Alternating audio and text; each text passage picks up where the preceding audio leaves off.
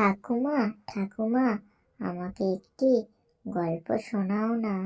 আচ্ছা, ঠিক আছে, তাহলে শোনো তবে। এক গ্রামে একটি ছেলে থাকত, যার নাম রামু। রামুর একটি বন্ধু ছিল, যার নাম জয়। জয় থাকত শহরে। জয় রামুকে খুব ভালোবাসত। একদিন রামুর বাড়িতে জয় এসেছিল।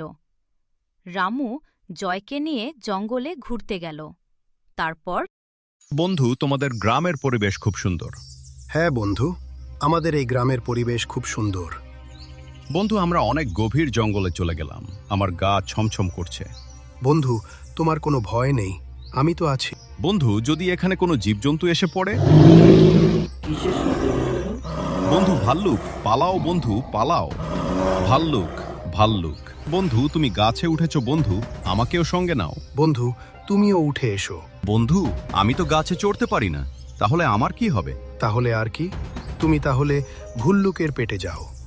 আইডিয়া। আমি ছোটবেলায় বইতে পড়েছি যে ভাল্লুক মরা মাংস খায় না।